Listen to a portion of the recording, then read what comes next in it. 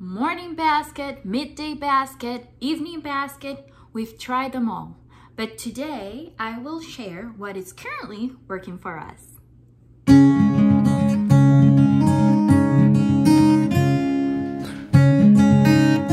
Now, before we continue, big shout out to Abby from Rooted in Rest and Jessica from the Waldock Way for putting together this collab where the homeschool community can feel more united. Now, I will warn you, it's gonna take me a little bit of time to go through all of this, but it'll be worth it. And hopefully you'll find ideas that can help you build your own basket. Let's get to it.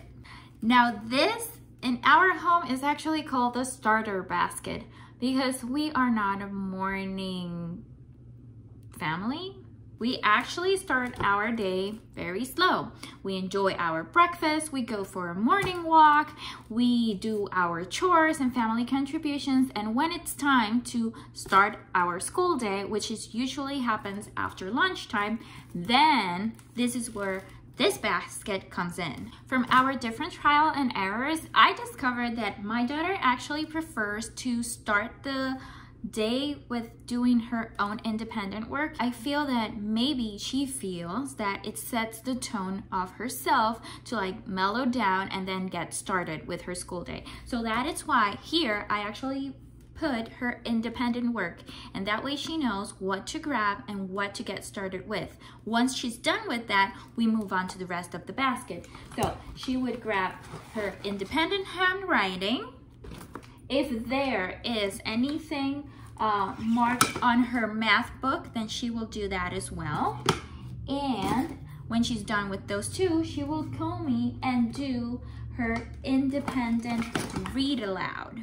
After she's done with her independent read aloud, this one, which changes from time to time, is actually a library book. So she can choose what she wants to do for her independent reading. So this is completely something of her choosing, and this is just for her own enjoyment. So after she's done with this, which usually takes 10 minutes for, then we get started with the basket. We'll start with our character cards from September & Co. And to help with that, we have her Bible in the basket as well.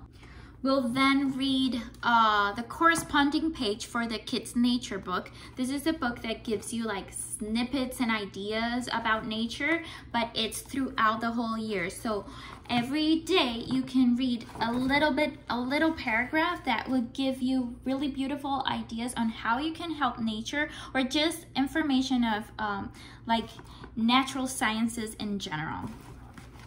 Then I'll take my manual, that's morning exercises for all the year, and here you have your corresponding page, so they divide it by months. It starts in September actually, and it goes all the way to May, I believe, June. It goes all the way to June. So they just give you ideas on how, like, character building ideas, poetry. They give like snippets of like what happened today's day in history, maybe at some point in history. Let's see, like they take words like progress and then they do a quote on, for example, Victor Hugo, things like that. I think this is a very beautiful way to show different ways to embrace good character and just learn things in general, especially about history. And I don't always do it every day. I pre-read it and I decide if I want to like add it to our day or not. Then after that, I would read whatever page we left off of the Field and Forest Handy book. This book was actually written by a Boy Scout. And two reasons I really love this book is, one, it is divided by the seasons, so it helps the children feel more connected to nature. And it also answers so many ideas and questions that the children will naturally have, like how do you build a kite? How do you build bird houses? How do you pack a horse? How do you build a boat, a sled? Can you use nature to find your direction in the woods, etc., etc. So I feel that it doesn't only answer all those questions, but it also helps spark that imagination on how they can do these things on their own as well. In here, I also keep my spelling by hand teacher manual, and from here I take 5 words every day to which we practice reading or spelling.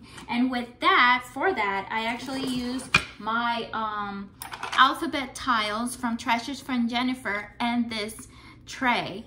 Then we use it to spell the word out, divide it in syllables, and practice reading. I also take the opportunity of the space that is left in the basket to house the materials that I like to keep on hand, like her dictionary, her crayons and color pencils, her Colors of the World crayons, her geo board, and this little tray with the rubbers in it. This geo board comes super handy when I'm doing read alouds and I need her little hands engaged in maybe a quiet activity, as well as her sewing board. These 2 materials are actually from Treasures from Jennifer, so make sure you go check those out. She has beautiful materials. In here, I also keep a ruler because for some reason, whenever we need a ruler, we can never find it. And when we've stored it in someplace else, it always breaks. I don't understand. I don't get why. Does it happen to you? Please share in the comments below. So I just keep it here to make sure it's there and it doesn't break. I also keep in here her 2 chalkboards for extra handwriting practice if I see that she needs a little bit extra practice in letter formation from whatever she did on her handwriting book. These 2 chalkboards are from Handwriting Without Tears. This have been with us for 6 years now, and they are still going strong. So I would definitely recommend this. I will see you in this next video where I share all the curriculum and resources we use after we're done with this basket. Thank you so much for watching. Take care and ciao.